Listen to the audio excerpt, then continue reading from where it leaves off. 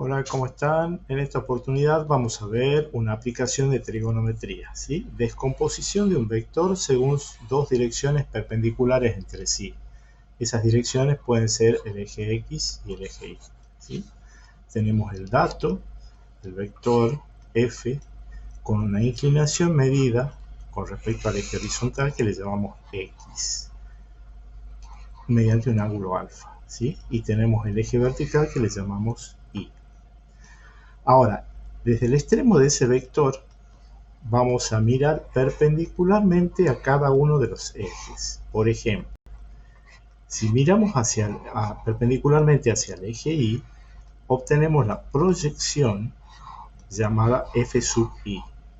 Y si miramos desde el extremo del vector perpendicularmente al eje X, obtenemos la proyección llamada fx, ¿sí? Fx y Fi también forman parte constitutiva de lo que sería el vector f, ¿sí? Aplicando el método gráfico del paralelogramo, sabemos que desde el extremo de estos dos vectores, trazando paralela a cada uno de los ejes, obtenemos un paralelogramo. Y en particular, en este caso, un paralelogramo es un rectángulo. Tienes dos pares de lados paralelos entre sí, ¿sí? Si este es FI, FI está acá también. Y si este es FX, FX está acá también. Tal es así que la diagonal de ese rectángulo es nuestro vector inicial, ¿sí?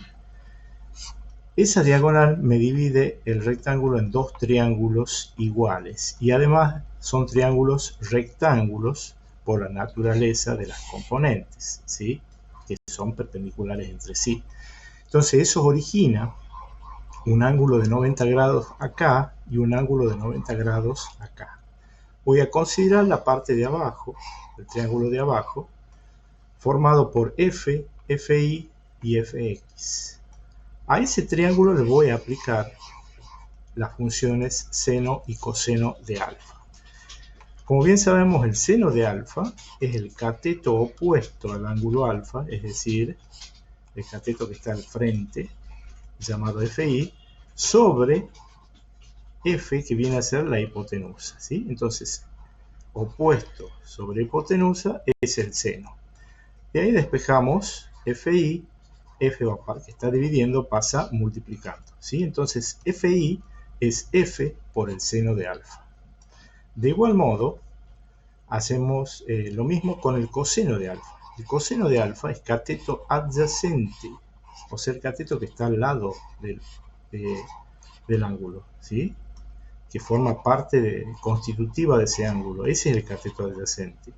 Entonces, cateto adyacente dividido en la hipotenusa, F, despejamos Fx, F pasa multiplicando, entonces Fx es igual a F por coseno de alfa.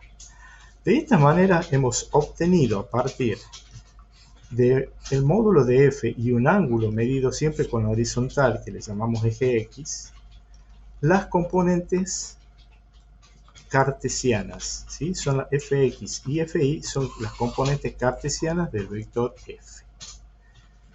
Bueno, en un próximo video veremos cómo hacemos para pasar de las componentes cartesianas a la componente polar, que es el dato de partida.